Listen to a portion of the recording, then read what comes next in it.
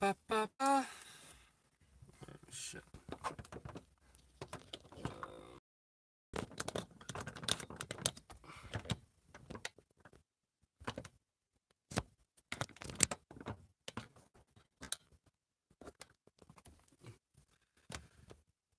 Okay, so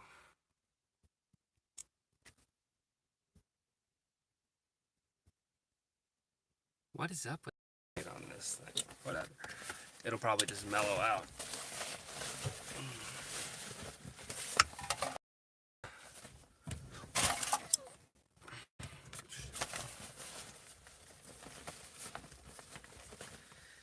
Big old Macy's got a lot to do. Oh, yeah. Alright, so we got a lot to talk about. Well, we got plenty of time. So let's get this going. Let's get this going. And I just need this. Oh my god. Oh my god. Oh my god. Ugh! You know, it's like so much shit. So much. So much.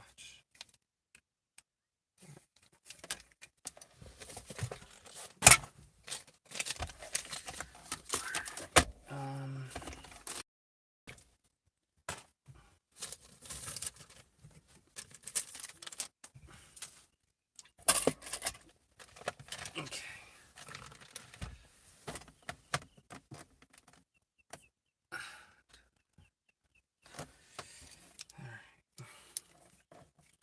Bear with me just a moment as I get this fucking... Oh my god. Nothing could ever be easy, huh? Nothing.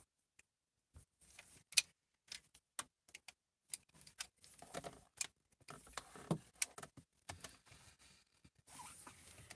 don't even need one this long.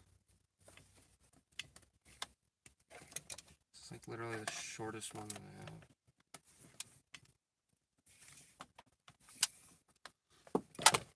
I don't care about that.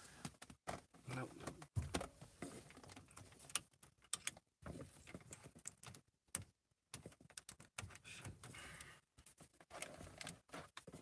Okay.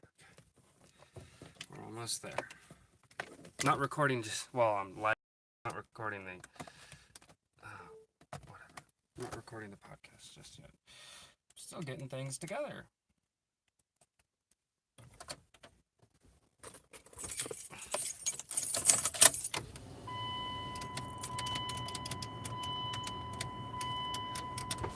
There we go.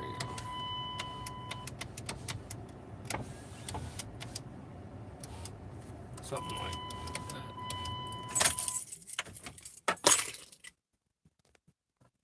Okay. Bop, bop, bop, bop. We'll be recording in just a moment. Yeah, you got me live. Not only in my live, but I figured I will live stream while I record the podcast. So, what's going on, foibles? Figured we could have a nice little convo before that gets going.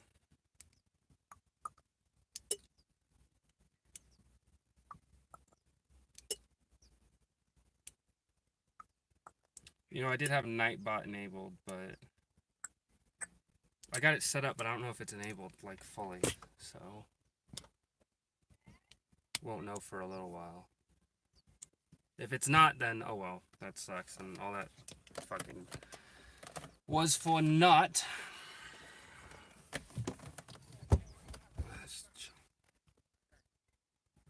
Yeah, so the crazy thing is, yeah, man, I'm doing alright, just lazy, playing some, oh my god, this is great. I've been, dude, I don't know what it was, but I've been really wanting to play that game lately, but I can't. I mean, I guess I could get that piece of shit computer out and try and play it, but oh my god, that game is so good. I think it's mainly because of nostalgia, because of if like that game magically did not come out until this year, obviously it would be garbage. But dude, that game is it's probably one of the, it's the best game of all time, dude. It was back when Bethesda was in its prime. And ever since then, we got fucking horse armor. Thankfully, they did Skyrim right, but the only downside about Skyrim is that it was fucking Nightbot is a dick. It was more directed towards filthy fucking casuals. That was the thing about. You noticed it in Oblivion, as is that they were kind of going that direction. Even with Fallout 3, which I think is still a great game, not as good as New Vegas. New Vegas, I thought was way better, but dude, Gig Stacker, welcome.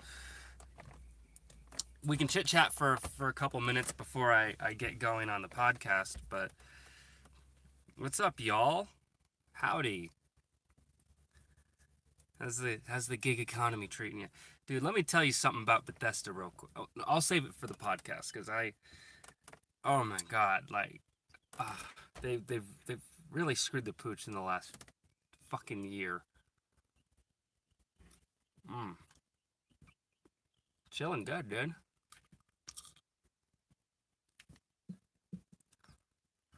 Yeah, I think I talked about this last week on the actual podcast, but since I actually got people I can talk with, there are some things that kind of annoy me. I don't like pandering. Don't like pandering. So when I like watch movies and they obviously pander to certain social issues or whatever, it really kind of annoys me. Like, so the entirety of Captain Marvel was just pandering to the whole fucking feminazi movement. When it was kind of needless, you know. Anyway, like girl power, which is fine, and it's like, yeah, girls got girl power. That's cool and awesome for them. But you're kind of shoehorning this shit a bit fucking much. I mean, Captain Marvel. I mean, if you look back in the comics, she was a fucking shitty. She was a B-list superhero. She wasn't anything special. Now you're gonna make her the most OP. Get out of here, man. And in fucking Endgame, she wasn't like even present that whole movie. Like, she was in the beginning and in the end. Why? Like, they amped her up for the marketing purposes so fucking much. Like, oh, she's the key, man. She's the most powerful. Fucking Dick told me to smile. I'm gonna steal a spike. Yeah, that whole movie, man. And, you know, I enjoyed Captain Marvel in the MCU. Yeah, she's ridiculously strong in the MCU. And I get it. They can change and alter and do whatever the fuck they want with it. That's perfectly fine. You know, it's a separate universe. But to go off of the source material, that's like basically like who's another B? There's a lot of B-list superheroes in the fucking in Marvel comics. That's like taking Prowler and like having him have whatever abilities he has, but then also letting him blow up buildings by looking at them or some stupid shit. Doctor Strange gets hard with the knife. Dude, he gets hit hard, dude. Like, they toned Doctor Strange down a lot, but then that's not that bad though, because even in the comics they retconned it. They made it to where he was less powerful because he was linked to podcast. It's on the YouTube channel. I haven't. There are ways that you can do it for free and all this stuff and upload it and host it, but you don't have any control. Like, what's the name of the app? It's going to be on YouTube because I'm actually going to record it now. I'm going to record it over here and then I'm upload it later like I normally do. But Anchor, you can use Anchor. Podbean, that's like an aggregator to different like podcasts all in one source. It's kind of like an RSS feed, user and RSS feed. But Anchor is an app. It's a program. It's even on desktop. You can use that, and the Anchor will distribute your podcast everywhere that you need it to, but you have less control on it per location you send it to. And the reason why that's important is because it even goes to looking at analytics. So when you try to like track your podcast, see how it's doing, see where people are falling off on it, like when you want to like get all the metadata for it, you can't do that with Anchor. You can only see what stats they want to provide to you, and because what you're doing is you're uploading your podcast to Anchor, and then it's Anchor that then distributes it wherever they want. So you do have less control over it, and it's that one. It's really cool. It's awesome. It's an awesome program. Me personally, though, it's like if it's one of those things where if anything ever happens to Anchor, then your entire archive is gone. I mean, unless you back anything up on your end. But also, it has this weird licensing thing too, to where you technically don't own the rights because you give it up to Anchor and shit. There's a lot of things about it that, for people that are just getting into it and stuff, that's fine. But my podcast is like whatever, dude. MVP. So I think we should get started. I'm gonna get started in just a second. If you guys have any last minute things you guys want to chit chat about before I actually hit record and get this bad boy going, let me know.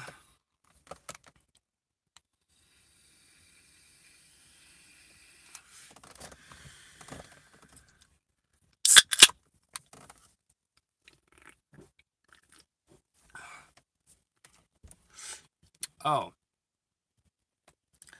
Oh, yeah, give me just it's going to take a second anyway. Oh, shit. All right, man, you take care. What happened to your HVAC job? Not doing that anymore? Wow, this is like the number one question on all of my live streams. No.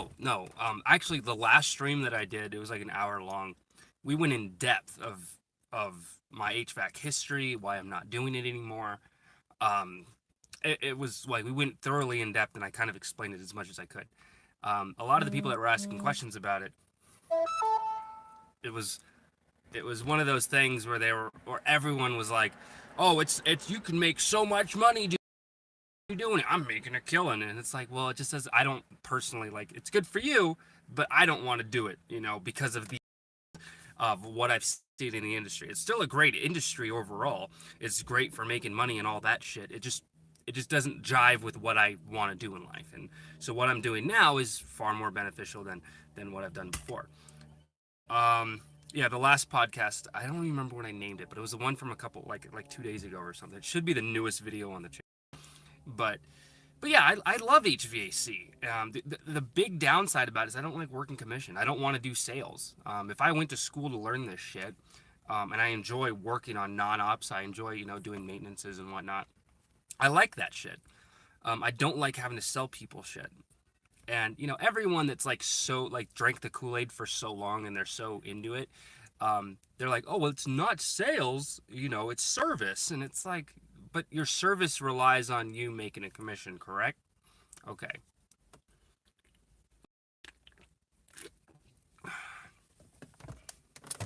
1 second.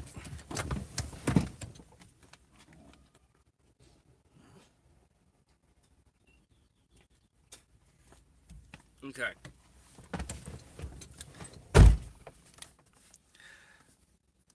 Well, they don't really have a category for that on TaskRabbit. Not that it would matter anyway. If anyone were doing HVAC work on TaskRabbit, they would lose a lot of money.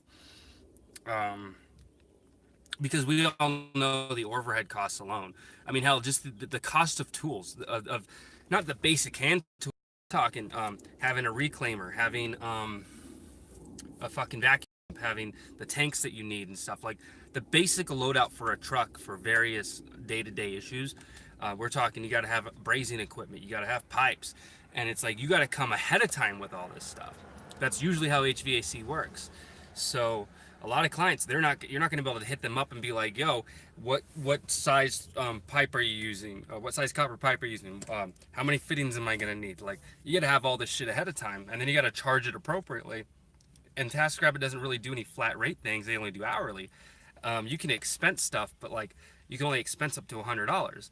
So people would lose a lot of money on TaskRabbit if they try to do HVAC, unless TaskRabbit were knowledgeable enough about like the whole situation to be like, wow, if they're doing that category, they have to be able to bill it entirely differently, which I think would be cool. But then also, there's the whole certifications and stuff like that. TaskRabbit, they'll background check us, but they're not going to double, triple check to make sure that our fucking EPA cards fucking up to date and shit, which it should be. It's good for 1,000 years when you get it. So.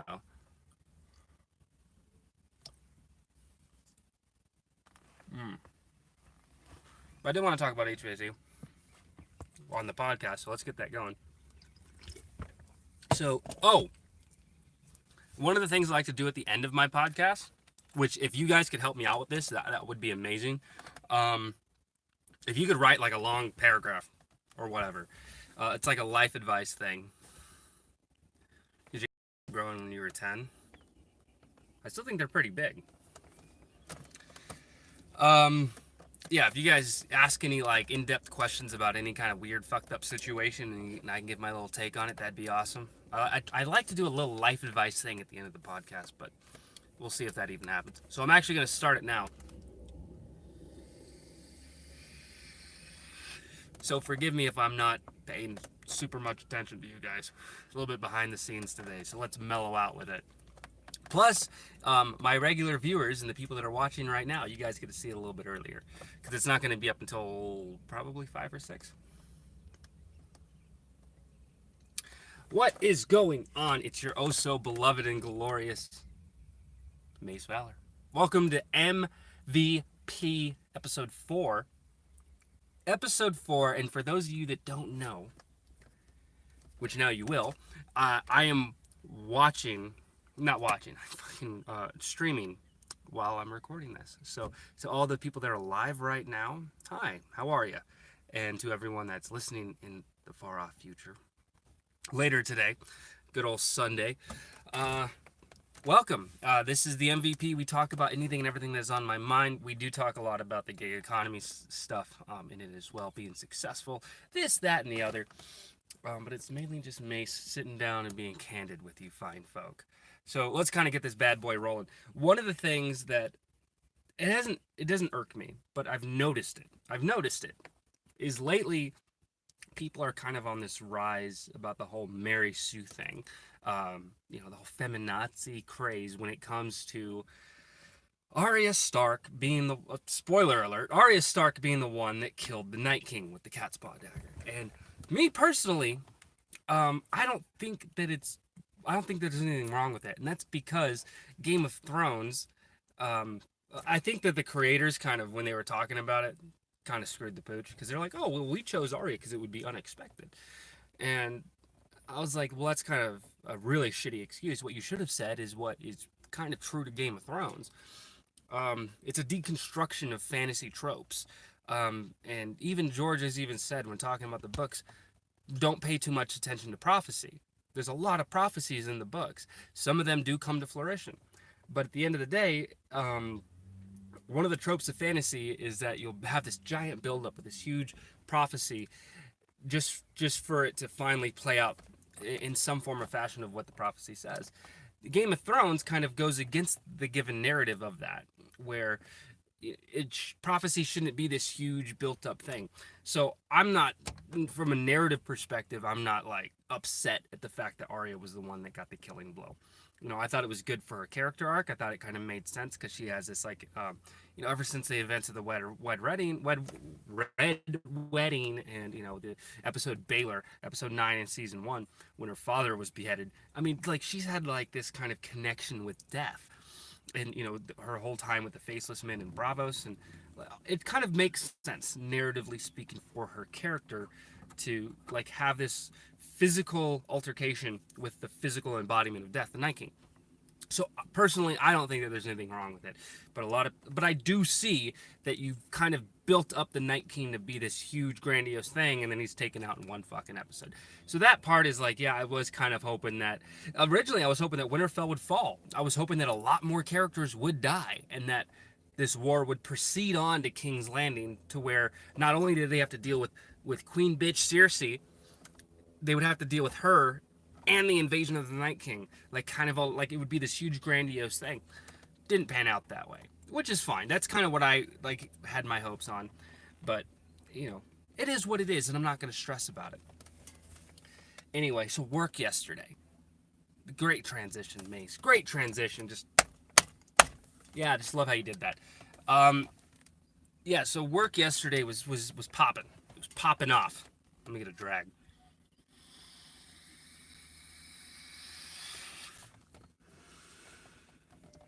Work yesterday was popping off, and I'm telling you, man, it was just like my phone was going off like crazy.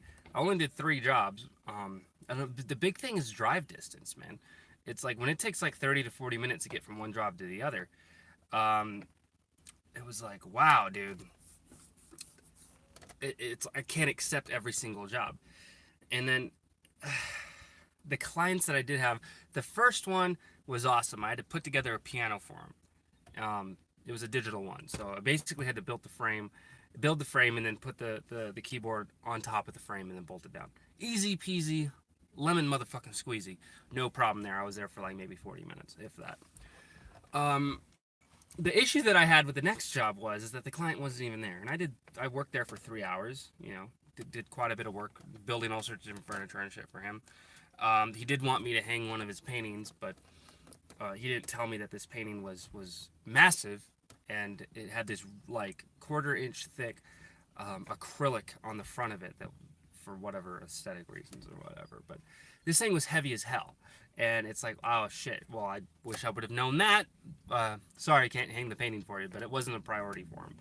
So I was like, all right, cool, no worries. So I just took care of all the other shit they had me do, and then I went on to the next one.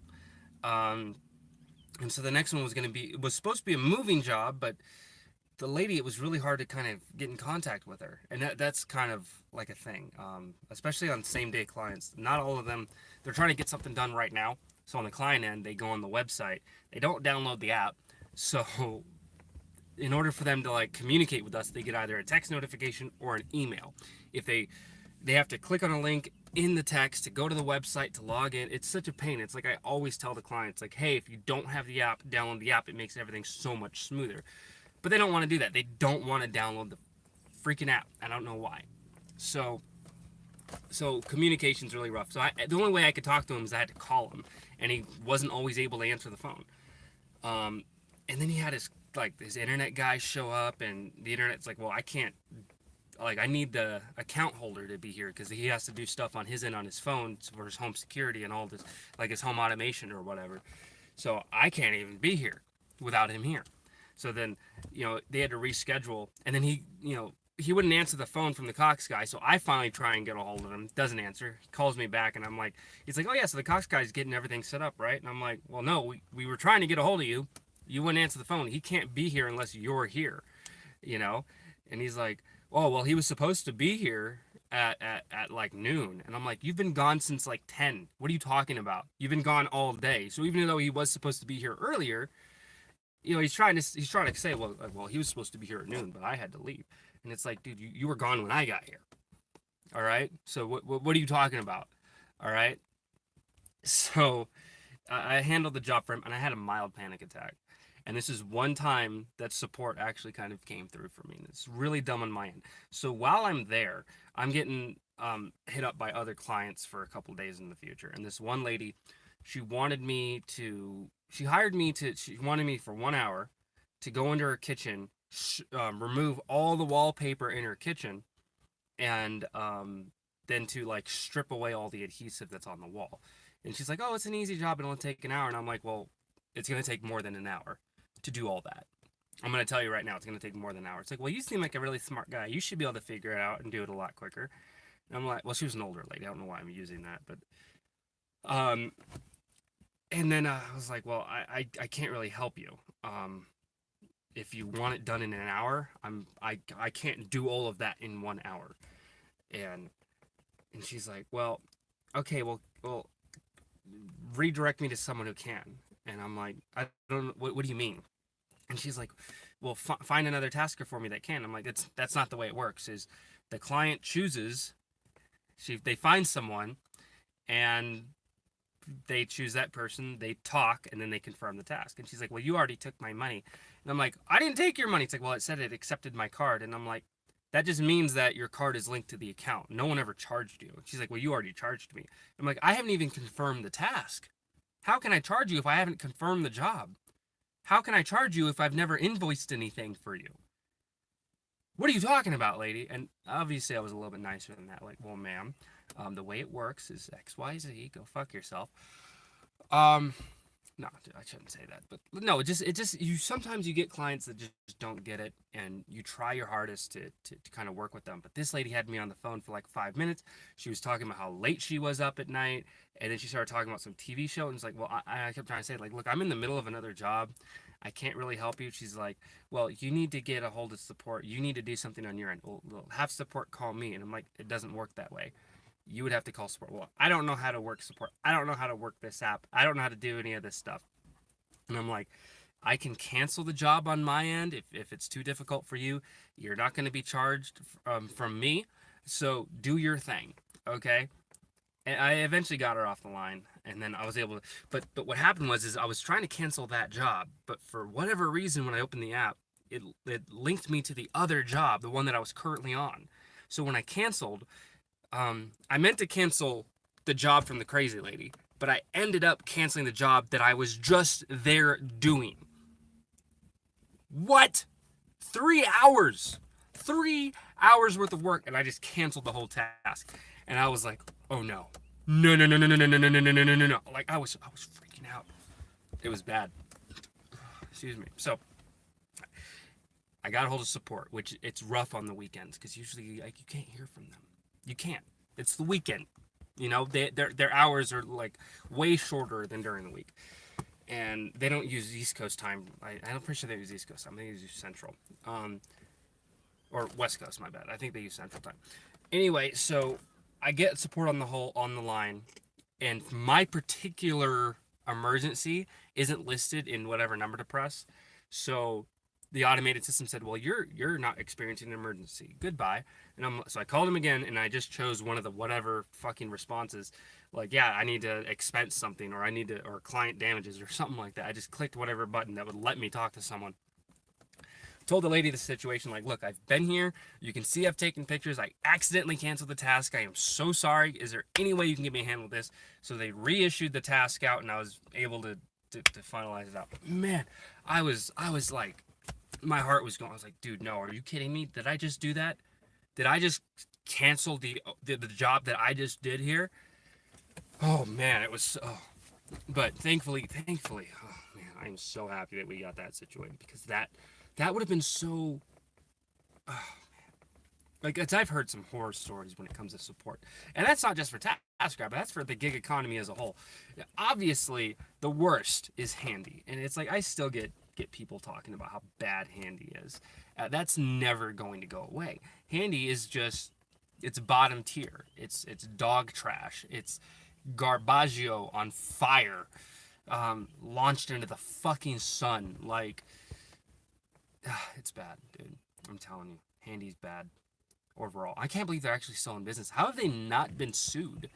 Um, I think that the independent contractor that's working with them, because if you actually read the contract when you join up with Handy, you're kind of like willingly giving away a lot of rights to anything.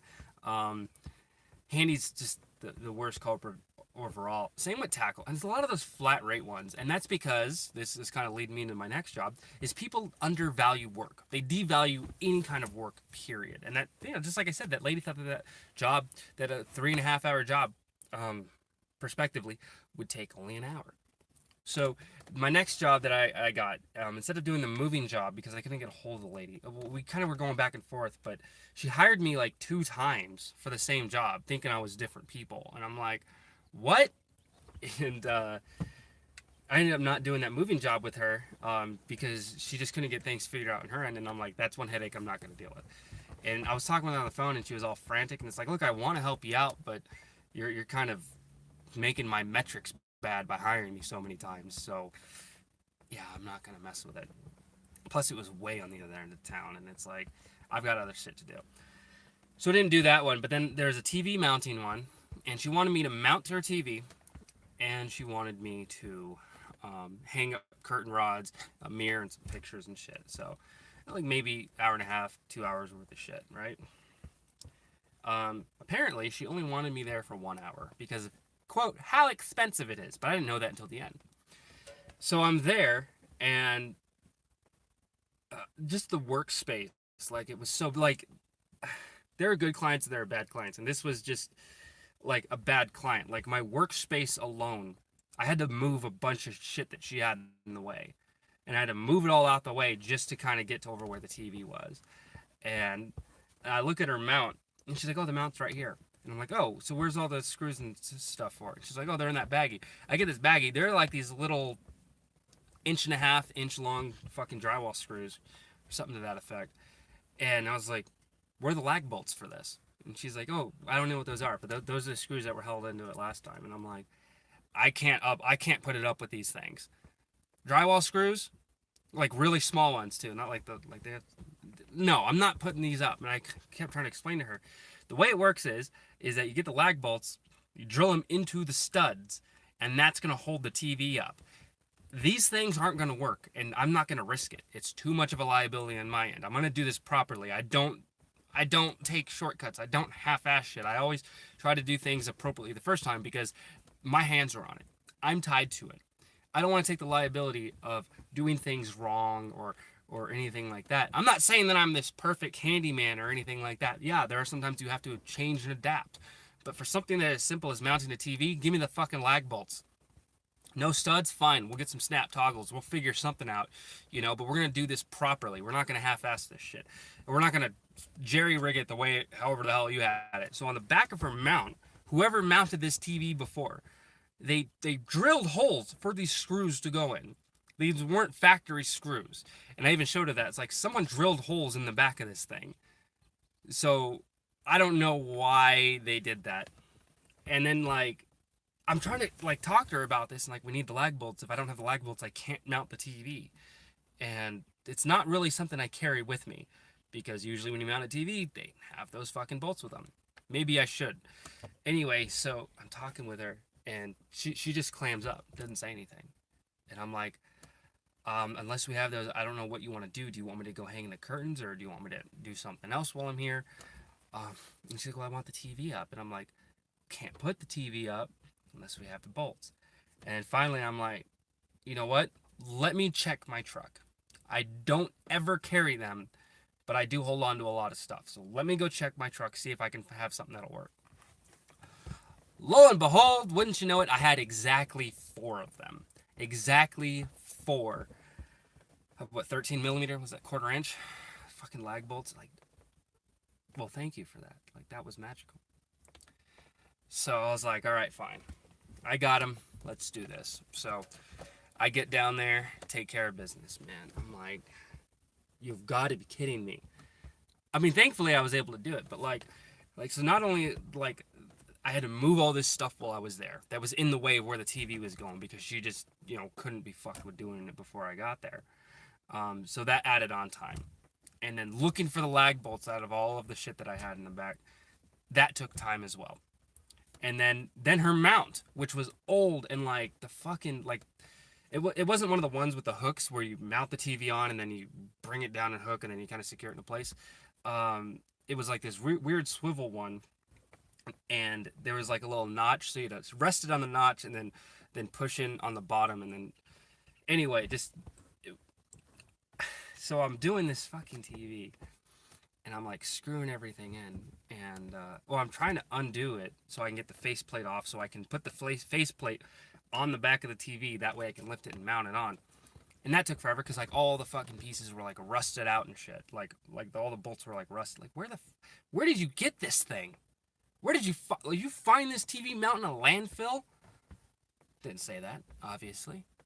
So that took time as well. So by the time I finally was able to get everything done and mount the TV up, it was an hour. It took an hour. And so I was like, all right, you want me to get started on the, what do you want me to get started next? The mirror or the curtains? And I was like, so where everything's supposed to be going? And she's like, well, what time are we at now? And I was like, well, it's an hour. And an hour? Well, I don't really want to do anything else. I'm like, how did they charge you? Like, how do we charge? And it's like, well, it's an hour minimum, and then it's 15-minute increments after that. And so she was like, no, let's just not do it now. Let's just not do it anymore. Let's just, because it's so expensive. I just thought that I can get all this done in 1 hour. And I'm like, I mean, yeah, if things would have been a little, like if I would have showed up You had lag bolts. Your TV mount wasn't rusted to hell, so I could actually work on it and put it together. If you didn't have all this bullshit in front of where your TV's gonna be and have me like figure out where in your like apartment there's hardly any space here to begin with because of all the furniture and stuff you got. Like if it wasn't for all these other factors, yeah, I could have done everything within an hour. I like to think I'm pretty quick with this stuff. Um, but no, it's like I had to deal with XYZ, and I'm sorry, but that's just kind of how things went. So, it's like I used to get a lot of clients, right? I used to get a lot of clients when my rates were cheaper. Like my schedule was always booked when I was cheaper. When I started increasing my rate, I got fewer clients. But the clients that I did get were a lot better. And that's kind of like a big thing. Like I can do it used to be I would have to do several different jobs a day to get like my thing. It's like I need to make at least $100 a day. I need to make at least $100 a day, and then I'll hit some good metrics for my personal level of success on the platform. So I would have to do several jobs a day, several small jobs a day. Now I can get away with doing one job. One job I could be there for 2.5, 3 hours, or however long, and I can either meet that threshold or get close to it.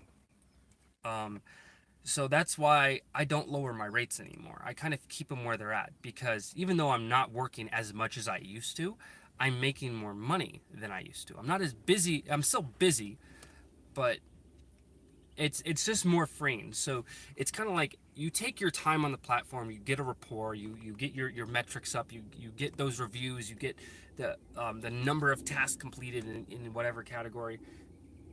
Those numbers go up, and then you're going to get hired more in the future. So even though there are people that are cheaper than me, when you look at me, oh, let's mount a TV. Oh, he's done 57 of these, and he's like $40 an hour, which is, includes TaskRabbit's fucking cut. Um, to mount a TV, but he's got great reviews, wonderful reviews. And then there's another guy, it's $23 an hour. It's like almost half the price. And oh wow, on top of that, he has no reviews. He's never done it before, and it says new tasker, but a great value. What are you gonna do? Are you gonna waste your money on this, that, or the other? And I was talking to the lady too, and she was talking about how expensive it was, and I'm like, actually, this is cheap. And she's like, how is this cheap? It's $40 an hour just to mount a TV. It seems pretty expensive to me. And I was like, I've worked on other platforms that do TV mounting, like as a specialty, like Pulse and Handy Tackle. Yeah, to mount your TV for $40 is a steal, because if you would have gone with one of the other ones in the area, at least $150. So, yeah, you did pretty good actually. Um, I got a feeling like maybe she'd write a bad review because of it, but like, who cares? I know in that situation that I didn't do anything bad. I knocked it out like a champ. It just sucks that you get clients that, yeah, you're gonna get clients that are bad. You're gonna get clients that just don't get it. You're gonna get clients that actually make it harder for you to do your job. They kind of box you in. So the best way to be successful on the platform is to acknowledge the fact that that's gonna happen and then roll with it. Kind of run with it. Just go with it. Like adapt to it. There are some clients where I can't stand being there. I just want to leave. But you know what I do? I tough it out, do what I gotta do, and at the end of the job, when I invoice them, I'll do one of two things. I'll give them a thumbs up to work with them again. Maybe they just had a bad day, or if it was really bad, I'll give them the thumbs down so I never have to see them again.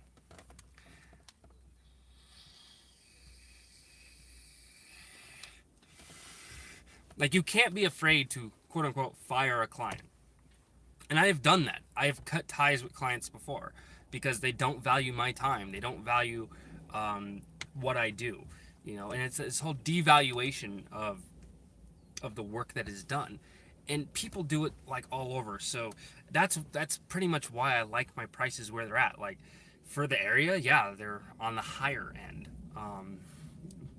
But I attract people that understand the price of good work. So that's it's like it just is what it is. It's one of those things. Let me get another drag, man.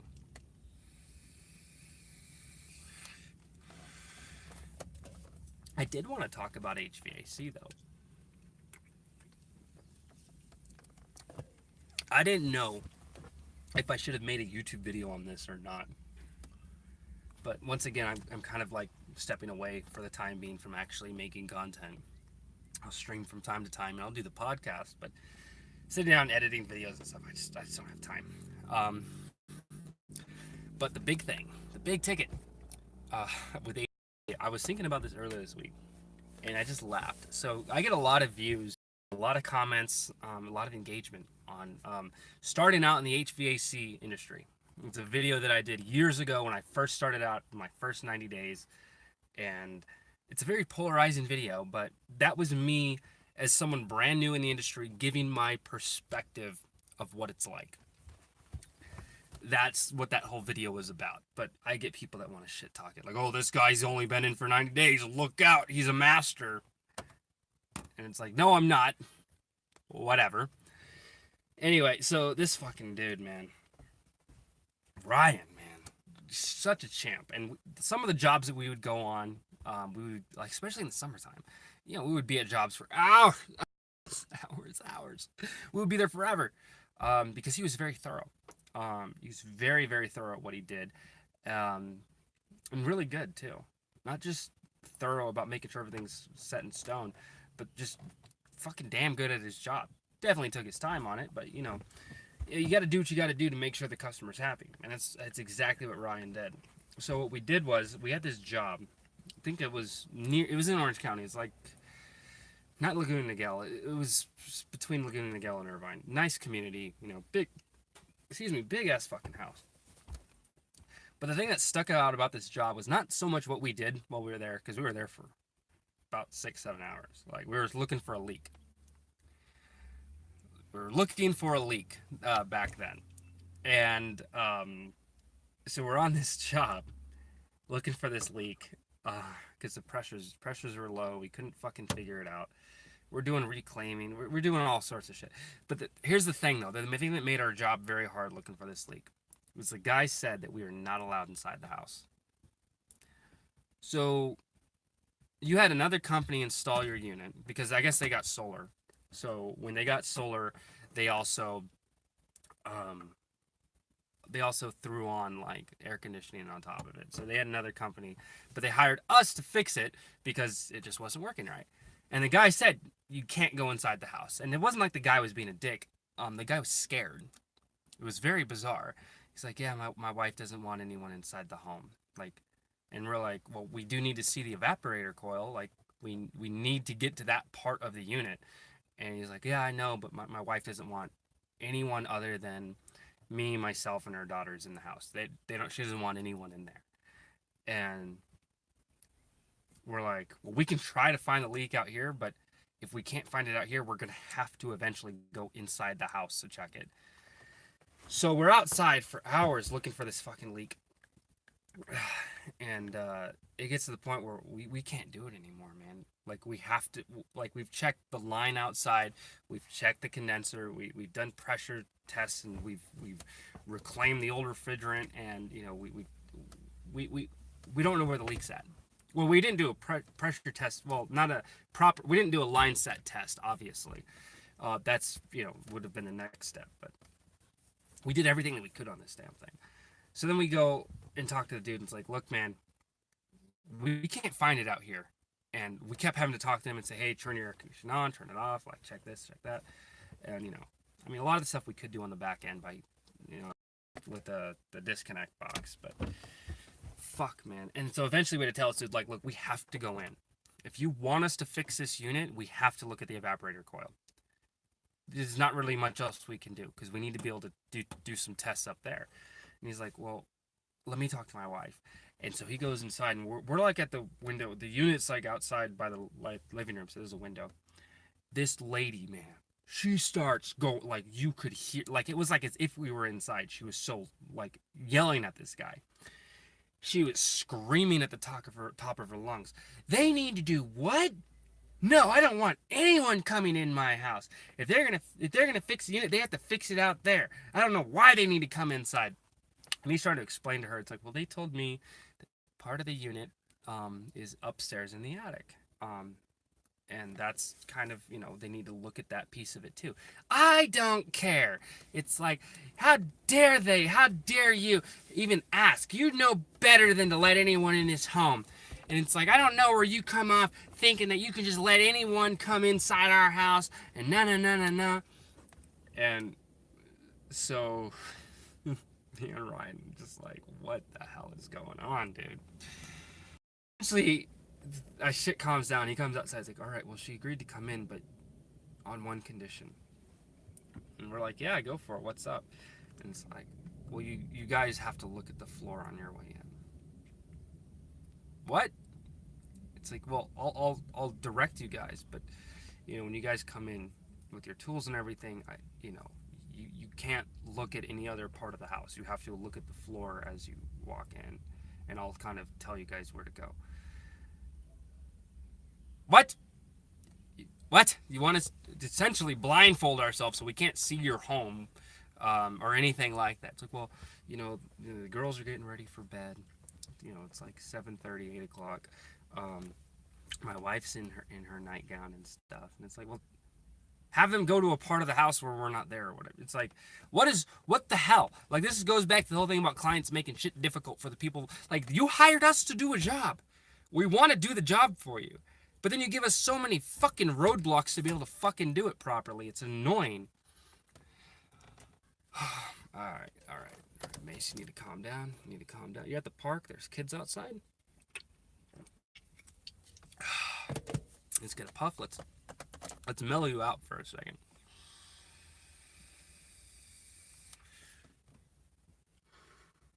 One more.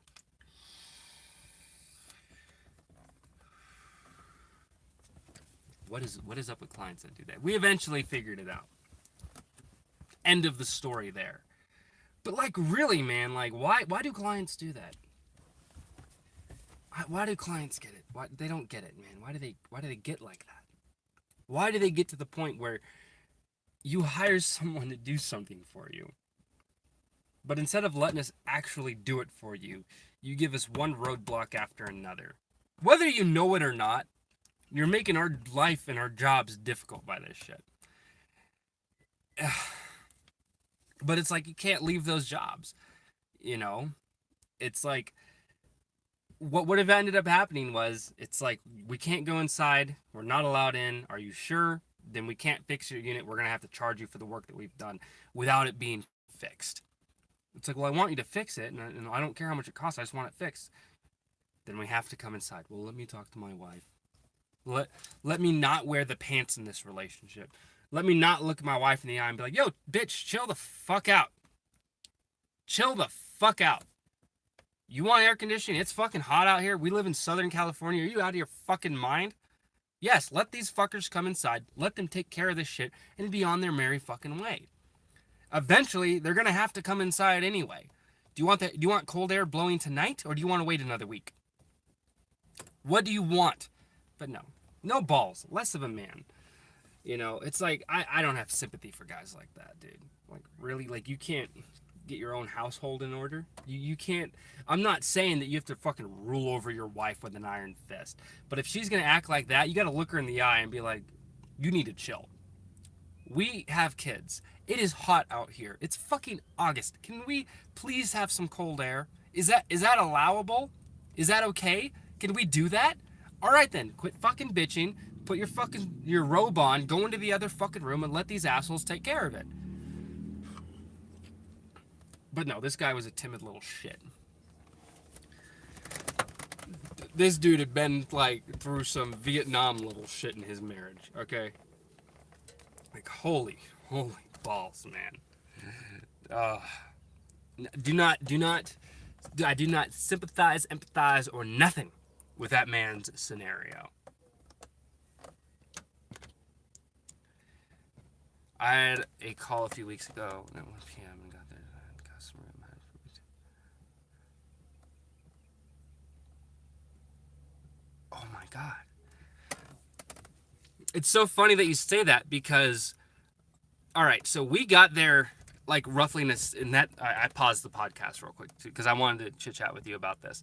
So we had gotten there at the same, roughly in the same situation, right? Well, that's the thing about when you're an independent contractor, you can do that. That was when I was working for a company. So the company's like, well, you're there, you got to fucking do whatever you can. All right, we gotta make our money. See if you can take care of it. But so that fucking dude, man, we got there like slightly early because we tried to, and he was still like 30 minutes away. And we're like, what the fuck, dude? Really? You're like 30 minutes. Like, you knew that we were gonna be here. You knew that we were gonna be doing this. Why aren't you here? So we weren't, and we were originally gonna look at the unit in the back, but he didn't want us on the property. Well, his wife didn't want us on the property until the husband got home. Like, we even like knocked on the door and everything at the like, we got there early. We waited until the exact scheduled time, knocked on the door, and the wife didn't like. She went to the door and she didn't like because we heard the footsteps and everything, and then no answer. And then we got a call from the husband saying, "Oh yeah, I'm not there right now, so it's gonna be like another 30 minutes until I get there." And we're like, "What the fuck, dude? Who the fuck do you think you are?" Quick intermission. Let me clear my throat, and then we'll get back on the podcast. Any other questions, comments, concerns about anything? I'll toss it in real quick. Let me know.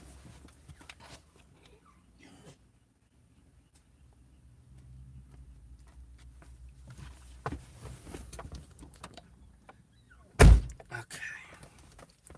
It's an intermission before I get back on that. So.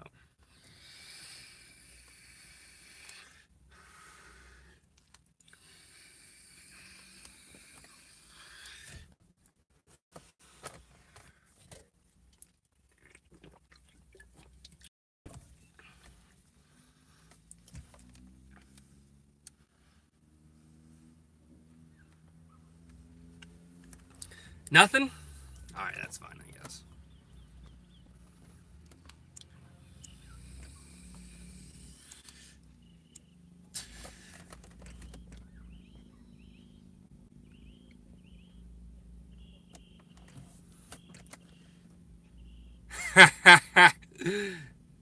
I got nothing good to add. Speaking of, one more cough up and then I'm done.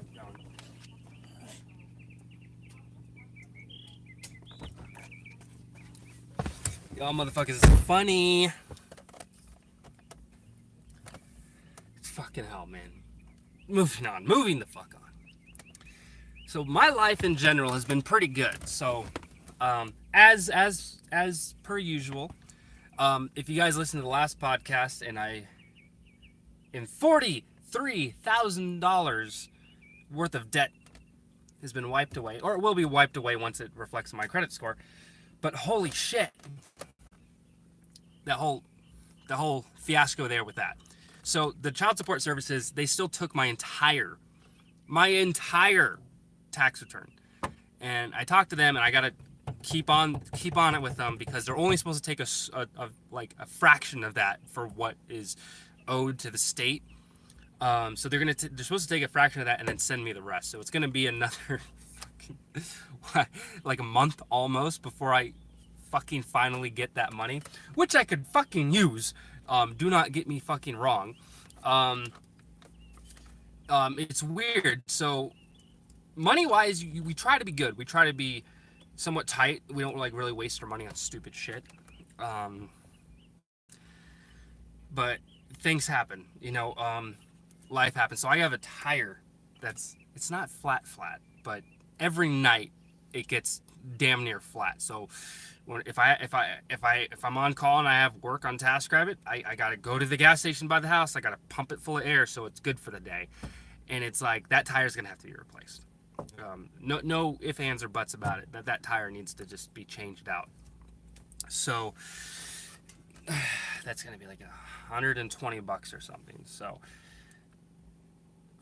hopefully, this tire in its current condition, if with me just refilling it as I can, check it for a nail. It probably has one. I haven't seen one. I probably should check up underneath it or something for a nail, but I haven't seen anything like that. So I'm not like too stressing about it. It does have a leak, and it's it's big enough to where overnight like half the air comes out of it. So actually, since I'm in the truck, let me take a gander. That looks like shit. Oh my god. It's like, oh my god, it's bad. It's like it needs air in it like right now. It's that bad. So because I put air in it yesterday, and I haven't had any jobs come in, so I haven't gone out and filled it up now. So we'll see what happens. If it gets really bad where I have no choice, then I'll have to make one cut or another. Probably pay my insurance late this month. Something. Because that tire, like in order to make money, you gotta have a tire. I'll check the one in the back. Because I do have a spare. At least I'm pretty sure I have a spare. Could always get a can of Fix-A-Flat. I know that so there was this other Tasker. You know what? Since we're getting into the nitty gritty, and we're talking about TaskRabbit right now, there's another Tasker who I no longer work with because we used to throw jobs to each other all the time. He mainly like would hire me to help him out with shit, but like more so than I had the ability to do with him. And he did a lot of off-platform shit, and he helped me out, made quite a bit of money working with him. But there was some shit that happened, work related between us, to where I just don't work with him anymore. Kind of blocked him out of my life, and I don't really feel bad about it. So, but there was one day where he got a flat tire in his car, and I kind of drove him around so he could get that fixed. And he did get it fixed eventually, but a lot of them wouldn't just patch it because of the nail or screw or whatever it was that he had hit. So I've already seen that if they see a nail, they're not just going to patch it. So, but these tires I've had on the tires that I have in this truck have been here for a while. So obviously, fuck it, right? Might as well just switch them out, or the one actually. So I'm not too stressed about how I'm going to get that fixed, just the timeline on it. If it can be good for another week, and provided that I can work within that time frame, if I can work consistently, then yeah, no problem, I'll be able to afford it. So I'm not really stressing about it. So it's just something that's kind of like, it's a pain in the dick. It's like, why does life happen? Let life happen. Let's roll with it. Fuck it. Because you can't stress about like everything in life. You can't let it get the best of you. So yeah, I'm gonna do what I can with it for the time being. But this guy, man, there was an IKEA job.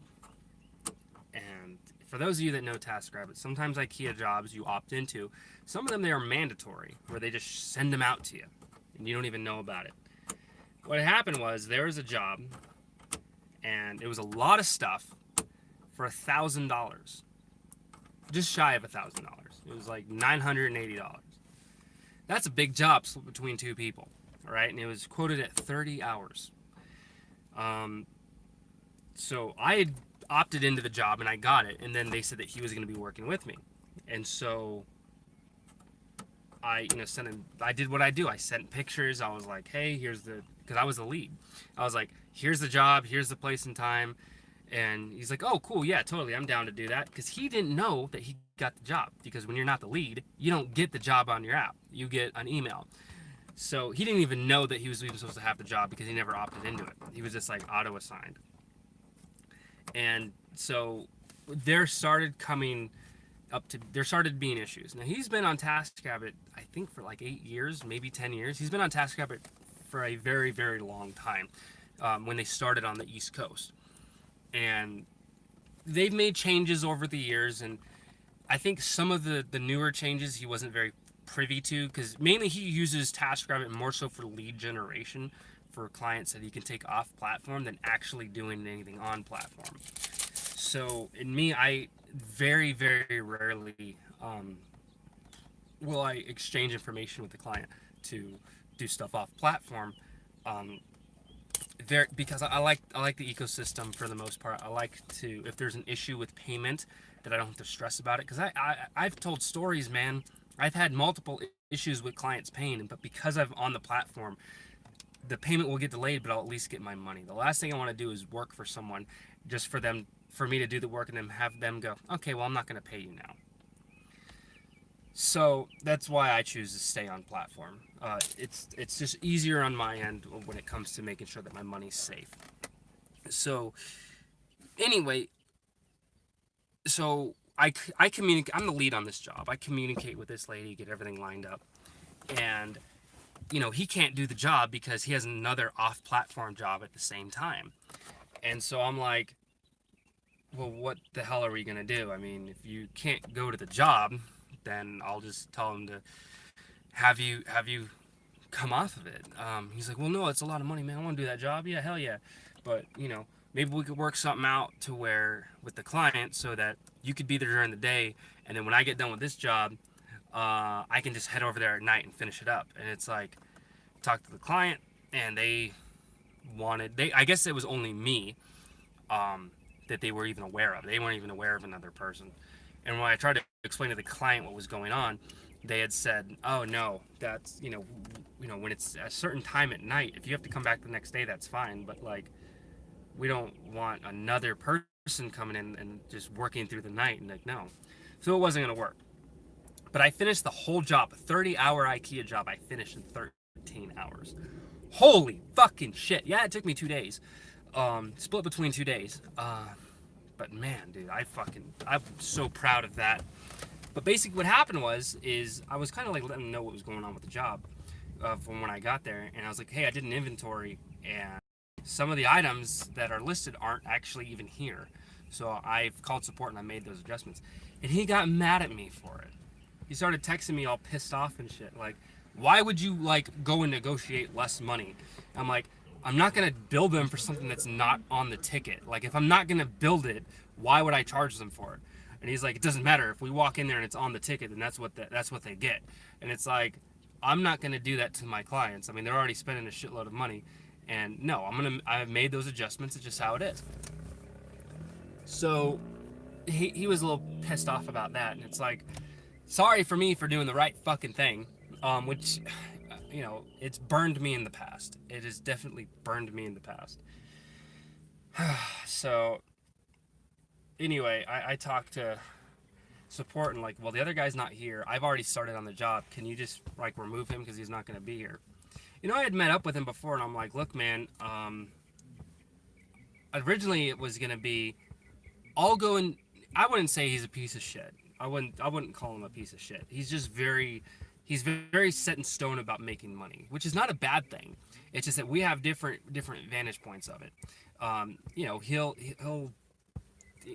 I don't know. Like, I wouldn't call him a piece of shit. So, what I would say is that he's very business orientated, as am I, but we both have different ways of fulfilling that self goal of running our businesses. So anyway, he had I talked to him like, look, man, so I mean, I could pay you to not do the job, basically. Like, we could try to work. This was ahead of time. I was like, we could try to work it out to where you finish this job up and then come and knock out the other half. But he was never able to do that. And I finished the job so quick. I'm like, well, fuck, dude, if I finish the job this fucking fast, why would I pay him for not coming at all? The whole premise was he'll do his job, which he told me originally was going to be done sooner than it actually was, but shit happened, so it wasn't. And his job was taking 2 days. And by the time he finally got done on that job, the inventory was closed, job was done, like, that was it. So, but it kind of burned that relationship, and he was like all pissed off about it afterwards, and he was like saying that I owed him money and shit. It's like, owe you money for what? Not doing a job? So there's no love lost there. And yeah, I feel like an asshole for, even what I should have done in the beginning. It's like, if you're not gonna, I should have just been firm. If you're not gonna be there at the job, I'm just gonna tell them that you're not gonna be there. If you can work something out, then cool. But if you have other prearranged shit that's off platform, that's I'm the lead on this job. I'm not gonna switch up anything that I got going on with the client just because it fits better for you. They want it done. They paid for it to get done at this specific time and location and all this shit. And I'm going to do whatever I can to make sure I can take care of them for you. So, anyway. That's the thing, man. Sometimes people on the platform we work with are really cool. Sometimes they're not so much. And I've worked with some really awesome people. I've worked with some people, like there are some people out here in the Vegas area, they're just fucking assholes. Like there are some taskers, like even aside from that guy, there are some other taskers that I will literally not do jobs because that person's attached to the job, because I just don't want to be around them. I don't want to fuck with them, you know. And that's a great thing about TaskRabbit. That's a great thing about working as an independent contractor in the gig economy, is that we have that ability, you know. So it's like, if you think of TaskRabbit as the platform, even though they're not our employer, let's play make believe and pretend.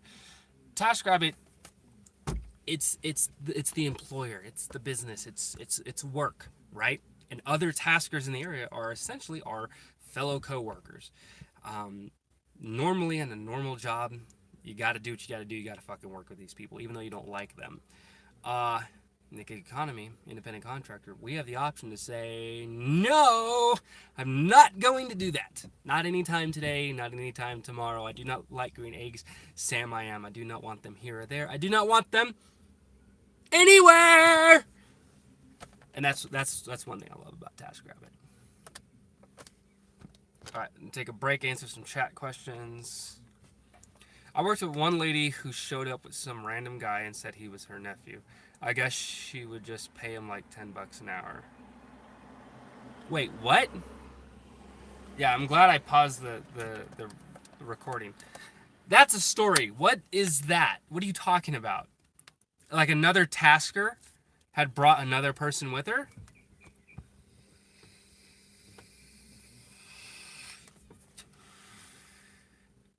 You're actually not supposed to do that. So I get this from clients a lot, right? Well, early on, this is the thing about cheap clients.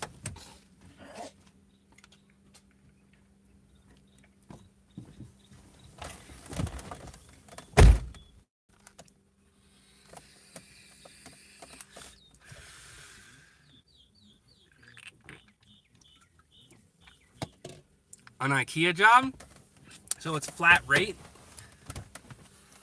Fuck that, dude. No, I'll take the flat rate jobs and knock them out as quick as I can, make my fucking money. I ain't no snitch.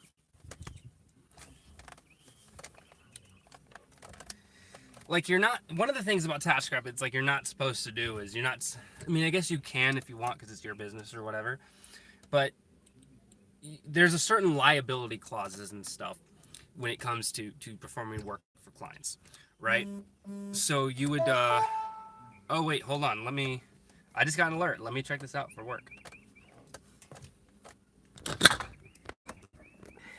All right, give me just, I'm just checking this notification. I will be right back, so do not leave the stream. Just give me like 2 minutes, if that.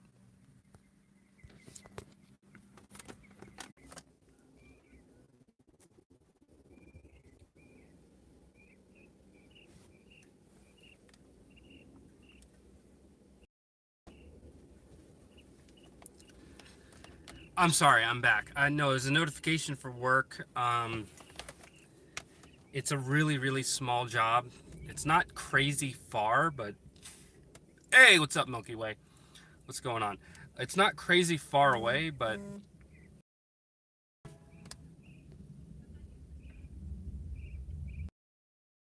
it's not crazy far away, but it's so small, you know.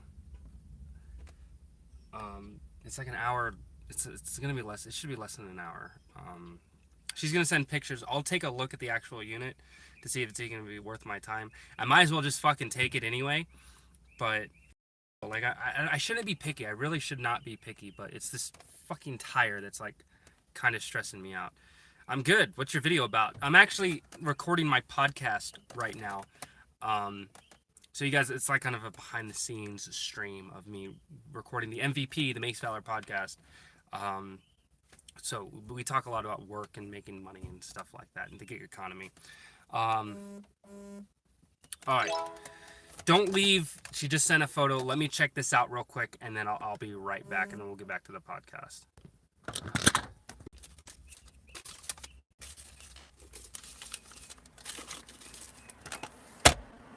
Sorry about that. Oh my god. Yeah, so I'm just making sure that I have enough cash to do that tire. I gotta pump it with air to do this job. It's a really, really small job. I'll probably be there for maybe 30, 40 minutes. 70. What? I think the snowballs are. How much is your microphone? I think the snowball's around 70. This is the Blue Snowball Ice. This is actually $40 when I bought it. Nothing crazy, nothing fancy. Actually, though, the crazy thing is that this microphone doesn't do jack shit for the phone, because you guys are on the phone. The microphone is actually plugged into the fucking iPad, which is, I no longer use my laptop. Sold the laptop to kind of streamline things down, because I'm a writer. So I have my iPad with this. It's a lot more mobile for the time being. Of course, I would want to get a case with a keyboard attached to it, but that shit costs fucking money. But yeah, so this actually works a lot better than carrying around the big laptop I have. Plus, I'm a procrastinator, so trying to write my fucking book, it's a pain in the ass, because I know me.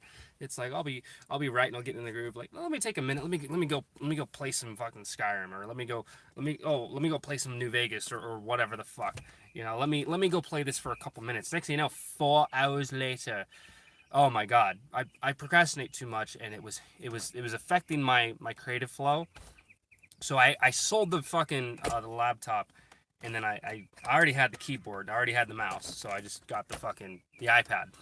And you know, I'm not the biggest fucking guy in the world, not at all. But I've actually enjoyed my time with it so far.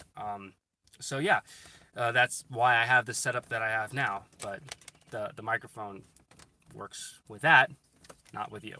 So there's an adapter, and there's all this shit that you can, well, for recording. Why am I fucking rambling about stupid shit? Oh no. All right. Bit of a technical difficulty there. Yeah, so I got an alert for work. It's a job. I'll accept it in like 15 minutes once I'm done recording the podcast. Small job, and it's not going to be until later on today. So, whatevers. Yeah, I'm just chilling, hanging out now. At the Great Mesa Park in beautiful Las fucking Vegas. So here I am, doing the thing. Usually this is the part of the podcast where I answer questions about whatever situations that viewers might have. I haven't received any in the comment sections, so there's no life advice for me to really get into on anyone's sticky situations. So here I am, just padding for time at this point, right? That's what we do. That's the thing that we do on YouTube now. Anyway. Oh man, we were talking about helpers on TaskRabbit. Man. Yeah, so you're for liability purposes, the other person that's on the job with you has to also be a tasker, also assigned to the same job. That's how that works. So I've had people this was back when this was way back when I was young, not younger, when my dollar amount per hour was a lot lower. So my take home was a lot lower, therefore I was cheaper on the platform. And when you're really cheap, a lot of people that gravitate towards your profile, they're cheap as well. So back when I was like making $22 an hour to like for moving, for example, I would have people hire me and I would be like, oh, hey, yeah, we definitely want you to move this. By the way, can you bring someone with you? I'm like, well, you have to hire someone else. Well, I don't want to hire someone else. Can't you just bring another body with you? It's like, you have to go on the whole spiel. For liability purposes, it has to be another person on the platform. It's like, well, that's really expensive. I don't want to pay hourly for 2 fucking people to give me a hand with some stupid shit. You know. What did you say? This is the thing about streaming, man. Some of y'all say shit that I'm like, well, hold on. Yeah, she's like, my nephew's here to help me. some random black dude she found on Craigslist. That's another thing. That there's this company, it was like a telemarketing company that I worked for not too long ago, and I was there for like 8 hours. It was a full day, and I could have been there. I was so wiped. I was so tired because I did so much, like opening boxes, moving stuff, helping build cubicles, helping build all these fucking chairs. Excuse me. So, and that was back when I was at $30 an hour for furniture assembly. I was making a killing on that job. Could have made more, but you know what? I was like, I can't do this shit. Everyone hits their fucking limits, dude. So, but yeah, I did 8 hours that day. It was great, and there was two other guys there. I built like fucking 50 office chairs in the time it took them to build like 9, because they were like dicking around on their phones and doing this, that, and the other, and I just thought it was funny. But the guy never actually paid.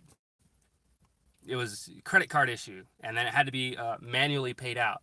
So like $200, just roughly, $200, just no, a little more than 200. It was like 240 or something like that. It was a big job, and all that fucking money just. I eventually got it, which is why I stay on the platform, because when things like this happen, I can get it fixed. I can be taken care of. So thank God for that. So, but yeah, the thing is about those other guys is that they weren't. They were just random guys. I don't know if they worked for that particular company. I don't know if they were just some randos that the guy had found and got out there. I don't know. Fucking, it's a weird world that I work in. So, but I guess what I could talk about now is something that I'm actually excited to get into. Let's see. Whoops. During a moving job, me and another tasker at the end gave the end folded. During a moving job with me and another tasker at the end, the client give only me a tip. That's weird. I mean, that's cool. I mean, good for you, but why? That's kind of bizarre. That is really weird. I mean, good for you. Fuck it, right? But that's really strange. The guy sucked. It's funny. I've had that too. I haven't had them pull me aside, but I have had clients at the end of the job reach out, give me a tip, and not the other person. And what do you want me to do? It's like, the guy gave me a $20 tip. What am I going to do? I'm going to split it with this guy. He didn't hand you the fucking money. So, I mean, if the guy would have said, oh, hey, if you got change, break this so the other guy can get half. He didn't say that. He's like, oh, hey, thanks, man. Here you go. The other guy, like, oh, I'll be sure to leave you. I'll be able to. I'll tip you on the app or whatever. Every time they ever tell me, I'll tip you on the app, they never do. I don't want a client. I would rather a client take like 2 minutes of their life to write a review. Tips are nice. Don't get me wrong, especially cash tips. But I would rather have a written review than anything else. That means that's like gold. That's wonderful. Now we're going to get into some really nerdy shit.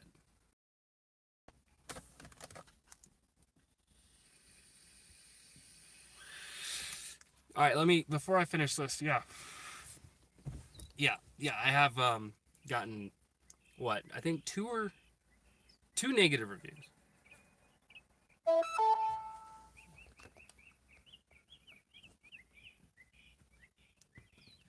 I've got reviews both in electrical, which is weird. I'm certified in electrical. I've done it multiple times, and it's just both of the situations on those jobs were fucked beyond belief. They were so fucked, it was ridiculous. And there was not a damn thing that I could do about it. This guy, his GFI that was linked up to his fucking spa system, the GFI was fried to shit. So he wanted me to switch it out. And this is something I did wrong on my part. When I got there, I didn't take pictures ahead of time. I didn't document as well as I should have. So I get there, he already fucking turned it off and disconnected the whole thing. And I'm like, well, now I don't know where any of the fucking wires go. I don't, I've got to go off of the circuit board, trace everything back. So that's going to fucking take a while. I was there for an hour and a half, only charged him for the flat of an hour, the mandatory. But then he was like, because when I got there, nothing was working. So when I switched out the GFI, then I told him, like, hey man, it's nothing. I can't, like, it's wired correctly. I'm testing it with my shit. It's all good. Your shit's not working. I don't know what to tell you. That's my bad, because I should have said, hey, in the chat, like, I should have got there and been like, you didn't tell me that you already undid it. You didn't tell me that, your unit wasn't working. It's like, so I can't fix this, because if I touch this, then you could go out and say, like, oh, well, it was working. And that's one of the things he said at the end of the job. It's like, well, it's weird because it was working earlier. And it's like, it wasn't working earlier because everything was tied into the GFI. So if the GFI failed, then nothing else would work. So obviously, you said that the GFI wasn't working, therefore nothing else would work because of how it's wired. Okay, so fuck off with that, number one. That was a fuck story. And then there's another electrical one that I did, and the guy was pissed off because I got there, I worked on the fucking, I was working on this fucking light thing, and it was all fucked up, and that's a long story too. But it was one of those things to where it was one of those situations where the client, like, they didn't know, so I have to be the one to explain it to them, and then they just don't fucking get it. It's like, really? Like, I don't know how much I have to explain to you. It's like, I'm the professional. I'm the one that you hired to come out. I'm the one with the certifications and everything. I'm telling you XYZ about this and why it's not going to work the way that you think it will. And I'm trying to provide solutions. But instead of actually listening to professional advice, you just think that you fucking know everything just because you're the homeowner. I don't know what else to tell you, dude. So, and then they get pissed off when you charge them. Oh yeah, I don't do plumbing at all. Oh, whoa. What happened? What happened with that? I know plumbing, minor plumbing, like changing out fixtures, shit like that. But I don't fuck with plumbing. Like, I mean, I could change out a water heater, which that's not the hardest thing in the world. Fucking any idiot can change out a water heater. But, oh my god, dude, it's ass. It's ass. I don't fuck with plumbing. It's too, no, All right, let me finish up the podcast, and then we'll finish up the stream. Get into some nerdy shit real quick. Uh-oh.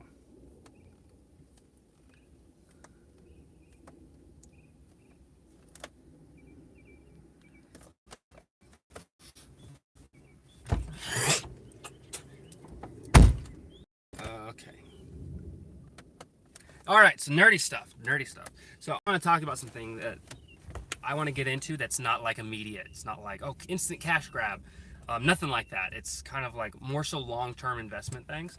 But the whole time I talk about on my channel and my streams and all that stuff about doing whatever you do for a living, if you can do it, make money on it, and enjoy it at the same time, then there you go.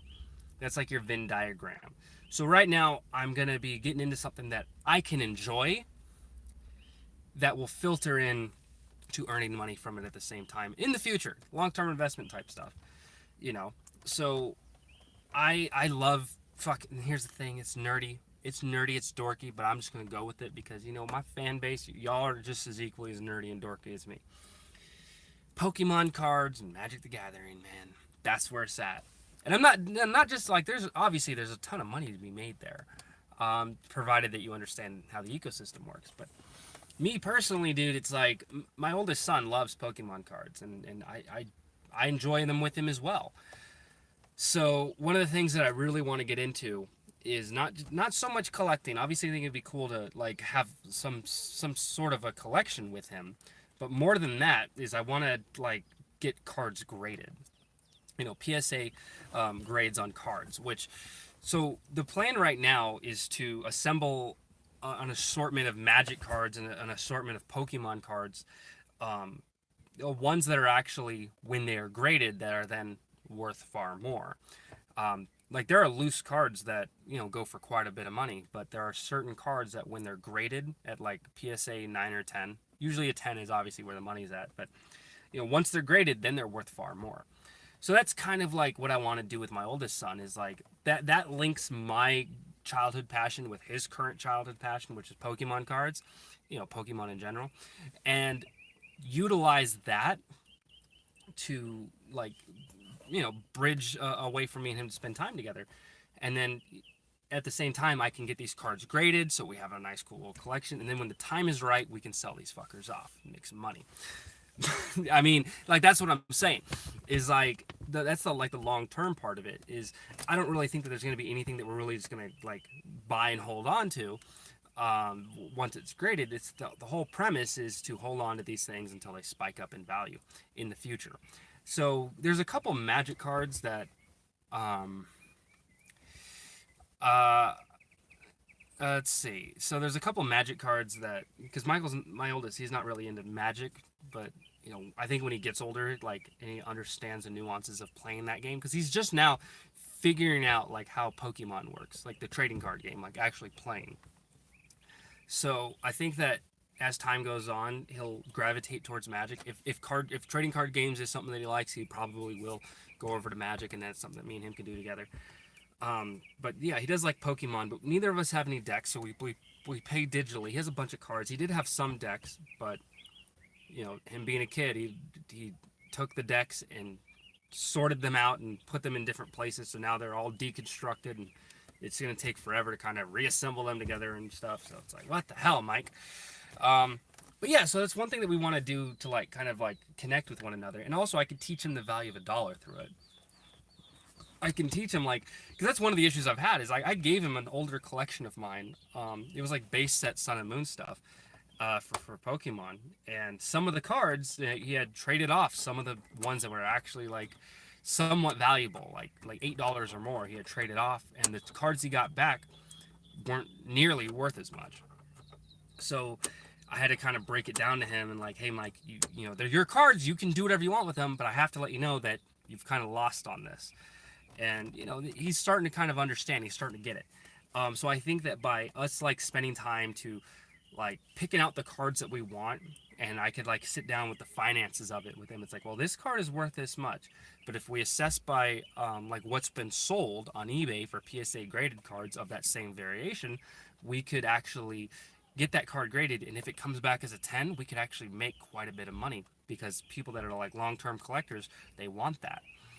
So I could like that's something that's fun, that not only that we can do as father and son, that we're into, but I can also use that as a teaching tool for him, looking at like things from a financial standpoint, because that's one of the things. It's like he's gotten money for Christmas and his birthday and stuff, and it's like every time we go anywhere, it's like, well, I've got money, I want to buy this or I want to buy that, and I'm like, no, Michael, you want to save your money up, you want to save it up, like put it aside, don't mess with it.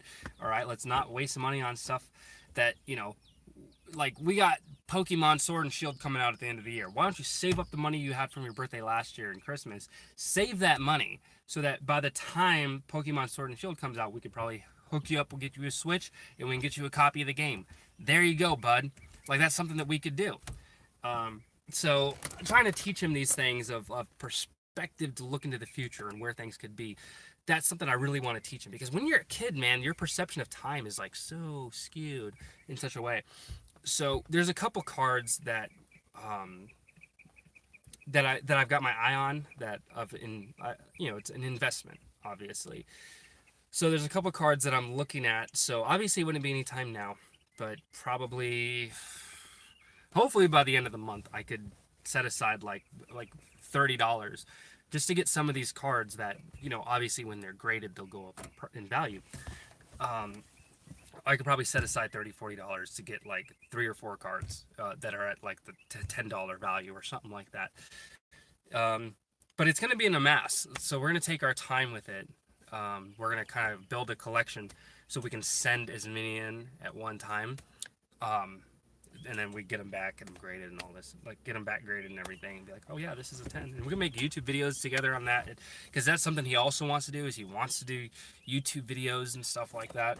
So I think that, yeah, like these are all things that I can do with him, that we can do together. And I could hook him up, get him his own channel started, or like something. Like, these are things that he's interested in. These are things that I'm interested in. How can I, as a father, take the two things that both of us like doing, or totally into, and kind of bridge those into one? So that's kind of where I'm at with that. Being a father is it's you gotta pay attention to your kids, man. And no matter how busy, no matter how hectic life gets, at the end of the day, you got to spend time with your kids. And with Michael, it's hard because he's 9. His brain's all over the place. So kind of like sitting him down and getting him into something that he is into, and kind of bridging the gap between like something that can propel him forward. So like math, for example. This is a great way to fucking get him improving in math and thinking about math on different levels. Because what the math that he does in school is like the tedious, fucking repetitive math. And no kid, no 9-year-old likes that. So how do we take something that he doesn't like and incorporate it into something that he does? And then how do I, as a father, utilize all of that as an excuse to kind of spend time, like, that I said that wrong.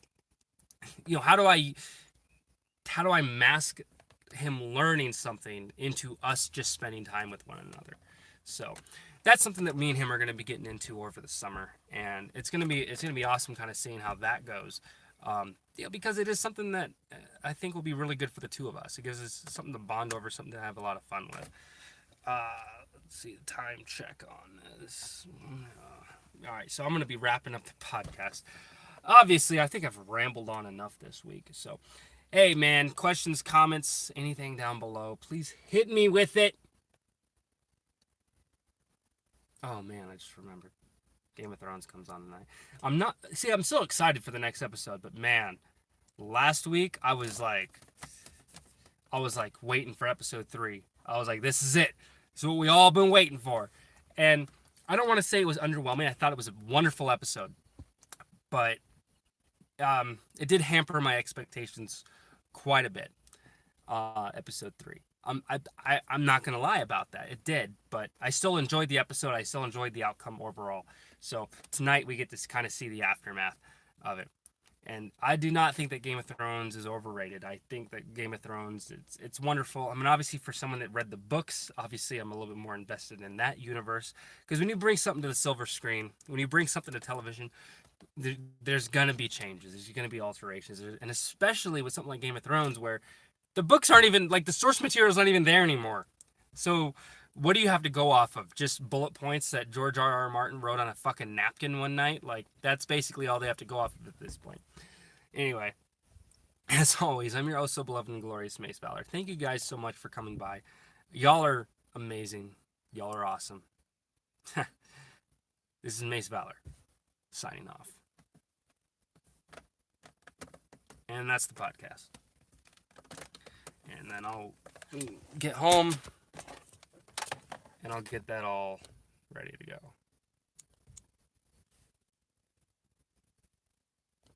No, that was the podcast. That wasn't...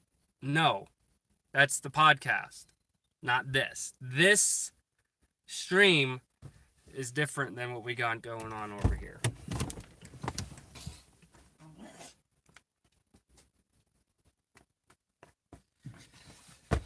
How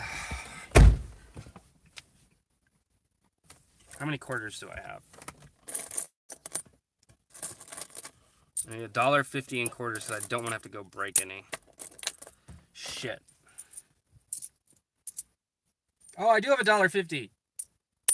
Perfect. How bad is that tire? Oh, Jesus.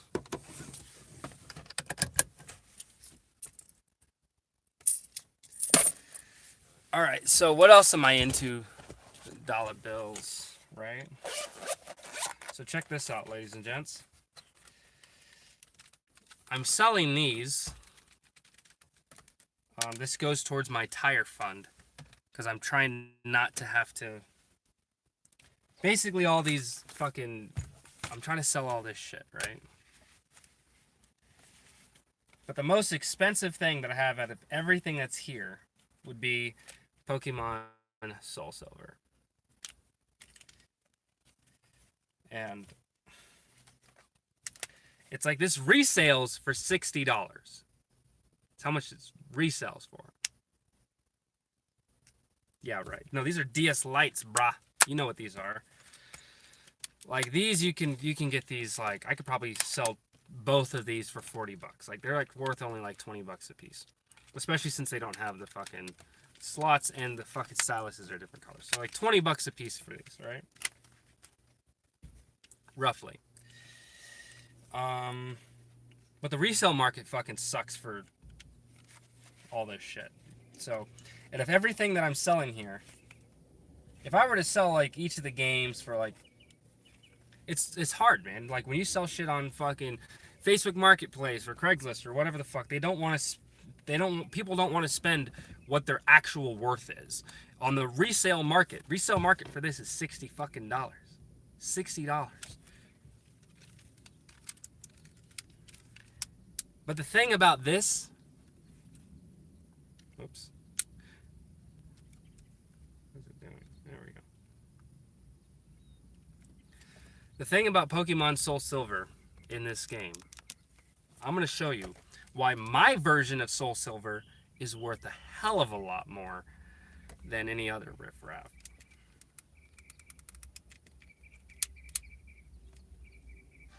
Give me just a second and I'll show it to you. No cheat device. Remember that. It's the best DS iteration. Oh my god, it was wonderful.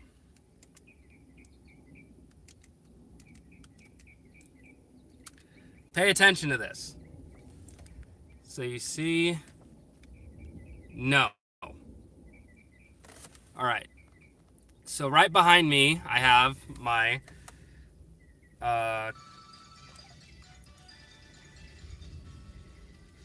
I have a Pokemon. It is my,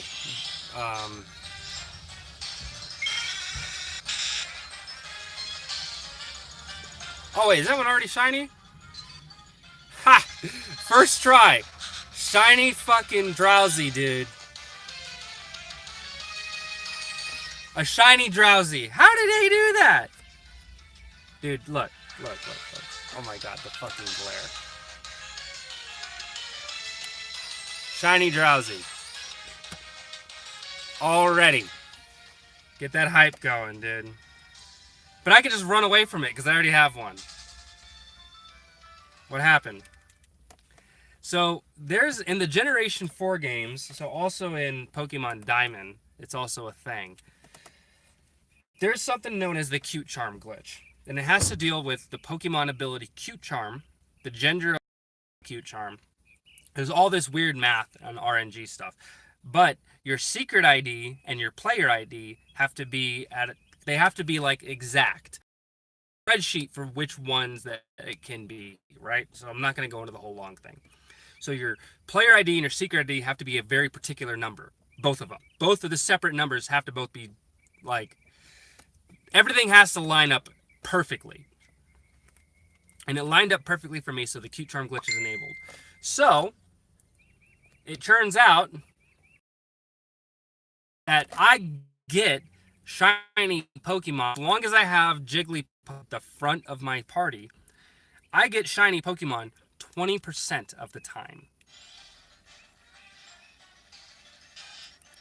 20% of the time. I've run into so many shinies on this game because of my Jigglypuff. It is ridiculous.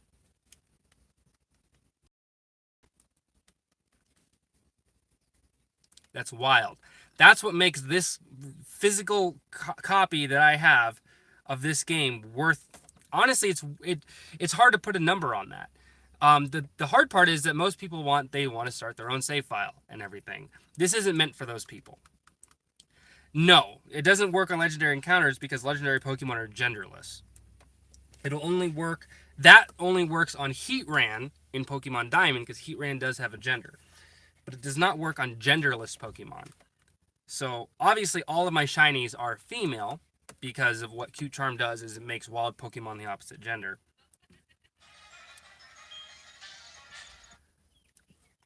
Oh wait, there's an app right here. I'll just run away. So it is pretty fucking dope, dude. Like, I have a PC box just filled with fucking shiny Pokemon. Honestly, I don't want to sell it, but I do need the fucking money.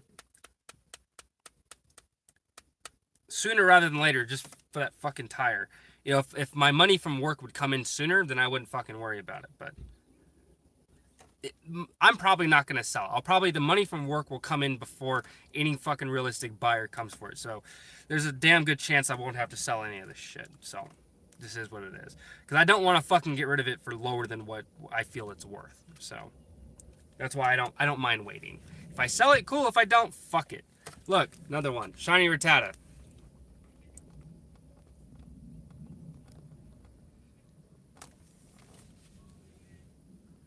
Hold on.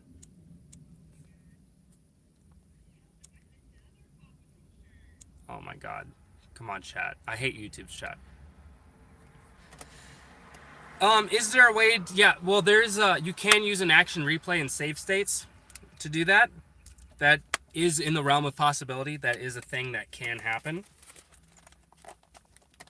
So if you have an action replay or like a save state thing or whatever, there is a way that you can do that.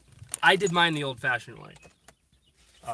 Restarting my save file until I got the right numbers. It took me about 2 hours.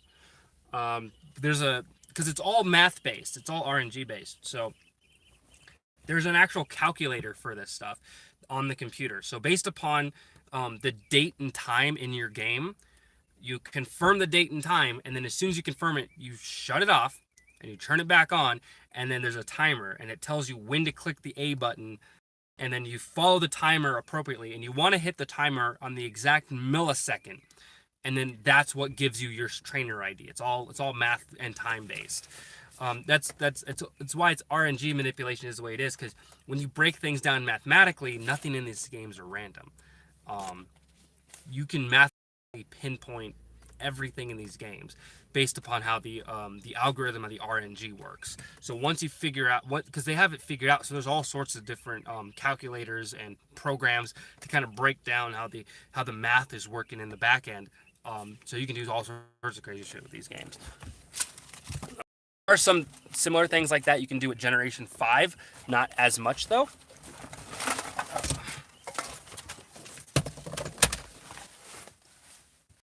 So I'm gonna kind of, oh shit. I'm just gonna kind of maneuver all this stuff. So, yeah. So like I said, like, that's not really something I would want to sell, to be perfectly honest with you. So if it doesn't sell, oh well, not the end of the world. So, but I am trying to, at bare minimum, try to get close to what it's worth. So in the future, I could always just get another one. So I don't want to take a loss, basically. Oh fuck, I am so dumb sometimes. I still gotta put that shit in here. Ah.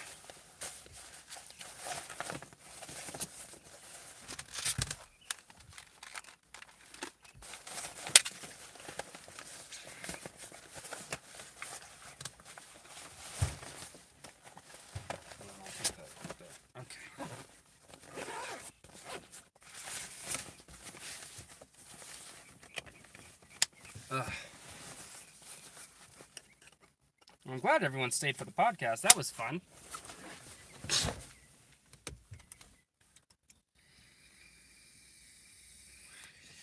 And then I'll upload it later. I'll probably just go home and do that now.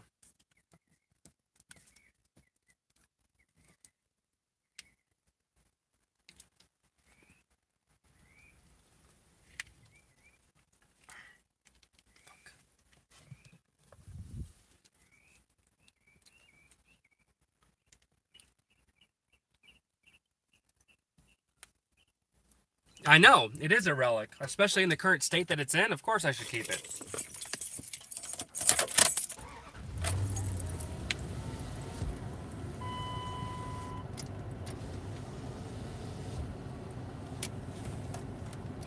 So I'm actually gonna, let me check that tire. I should be able to make it home. The house is right around the corner. Alright, so I'll keep that there now, and then when I go to that job, I'll fill it up. Just sucks that I gotta spend $1.50 a day just to fill my fucking... I should have enough gas too. I got 1/8 of a tank. So, and it's like 8 miles away, so it should be a gallon of gas there and back, roughly. So.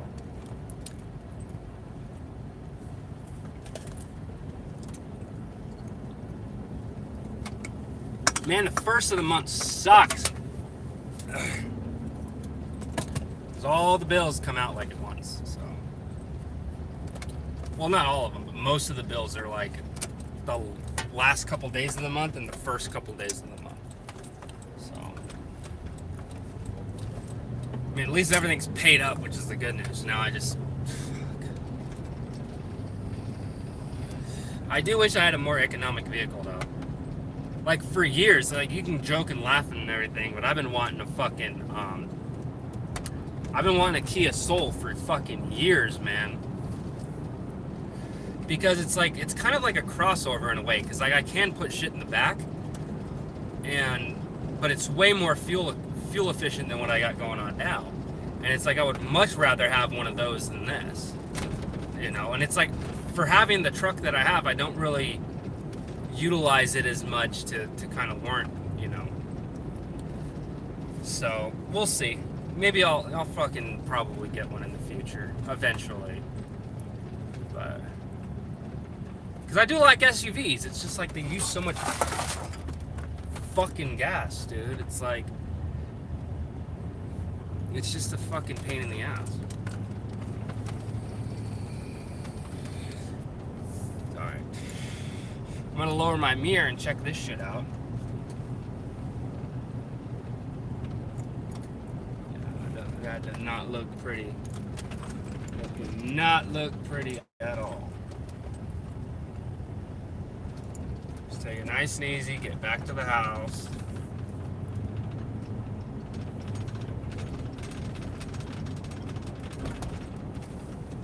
Oh, green light.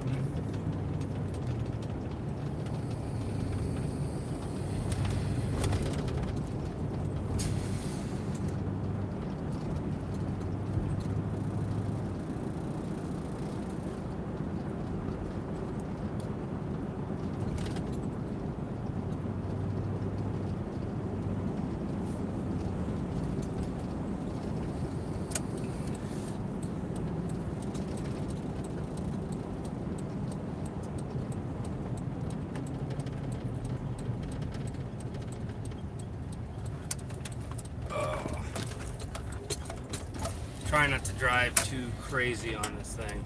I just wish I knew what happened to it, you know? Who knows? You know, I fucking hate it when, oh, these assholes, man, these idiots. When they like come like I'll be at the thing putting the number in on the keypad, and they'll like sideline me and then go right up to the gate, waiting for me to put in the fucking code. And I'm like, I'm the petty motherfucker, dude. I'm like, oh, that's what you're gonna do? Okay. You don't have the code, you don't have a clicker? Fine. And I just make a U-turn and fucking go back in line and wait. And then they get all fucking pissed off, like, dude, what the hell? Like, what the hell me? What the hell are you? Piece of shit. Anyway. Mace don't play that shit, homie. You're right, Mace doesn't. Thank you. Alright. So, I am home. Ugh. Oh,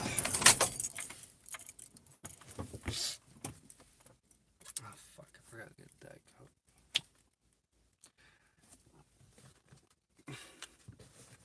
As always,